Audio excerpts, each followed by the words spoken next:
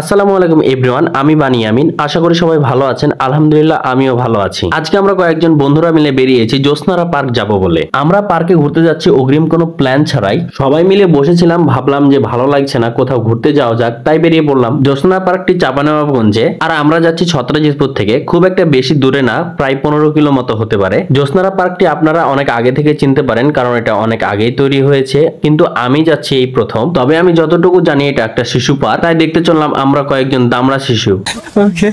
আর আমরা যে ব্রিজের উপর দিয়ে যাচ্ছি, মনে হয় না এই ব্রিজটা কাউকে চিনাতে হবে। চাঁপাইনবাবগঞ্জের এমন কোনো মানুষ নেই যে এই ব্রিজটা চিনে না। আমরা শান্তি মোড় থেকে ডান দিকে ঢুকে পড়েছি, আর অল্প কিছু দূর গেলেই পেয়ে যাব জ্যোৎস্নারা শিশু পার্ক। আমরা চলে এসেছি জ্যোৎস্নারা শিশু পার্কের সামনে। পার্কের গেট থেকে ডান দিকে টিকিট কাউন্টার, আর টিকিট কাটতেই হবে যেহেতু আমরা ভিতরে ঢুকবো, তাই 9-6 না করে চলে আসলাম টিকিট কাউন্টারের সামনে, কেটে নিলাম টিকিট। মানে এটাই হলো আমাদের গেটের চাবি। যাই হোক, চাবি দিয়ে গেট খুলে ভিতরে প্রবেশ করলাম। এবার দেখা যাক ভিতরে কি কি আছে। ভাই, ভিতরে যা আছে তা আছে, কিন্তু কোনো মানুষই তো দেখতে পাচ্ছি না, একটা শিশুও নেই। আমরা আর আমাদের মতো কয়েকজন দামড়া শিশু দেখতে পাচ্ছি। কিরে ভাই, রকেট দেখি একা একাই উঠছে। যাই হোক, অন্তত একটা প্যাসেঞ্জার আছে মনে হচ্ছে। এই সব কিছুতে ওঠার আগে চারপাশটা একটু ঘুরে দেখা যাক। কিরে ভাই, চারপাশে তো কিছু নেই, খাকা মরুভূমি মনে হচ্ছে। যাই হোক, শিশু পার্কে এসে অবশেষে কয়েকটা শিশুর দেখা মিলল। লতাপাতার ছাউনি দেওয়া এই রাস্তাটুকু দেখতে অবশ্য ভালোই লাগছিল। এত বড় ব্যাঙ, আমি তো নিজেই ভয় পেয়ে যাচ্ছি দেখে। 3টা টিয়া পাখি মরা গাছে বসে আছে, ভাবলাম কথা বলবে, কিন্তু কোনো কথাই বললো না আমার সাথে। দেখুন এই দামড়া শিশুর কাজ কি করে, উঠে বসে এত লাফালাফি করলে কি জিনিসটা থাকবে? শিশুদের খেলনার জিনিসগুলো দেখছি হুদায় পড়ে আছে, কেউ খেলার জন্য নেই, তাই ভাবলাম যে আমরা একটু বসে খেলি। আমার অপোজিটে বসে আছে ডলার। এর কি ওজন, এ তো মহিষের মতো ওজন, আমি ওকে চেপে উঠাতেই পারছিলাম না। যাই হোক, অনেক কষ্টের পরে সফল হয়েছি। কি অবস্থা, এত বড় ডিমের খাঁচা, ডিম ফুটে একটা বাচ্চাও বের হয়নি নাকি? আমরা ঘুরে ঘুরে সবকিছু দেখছিলাম, কোনো কিছুই চলছিল না, একদম যেন সবকিছু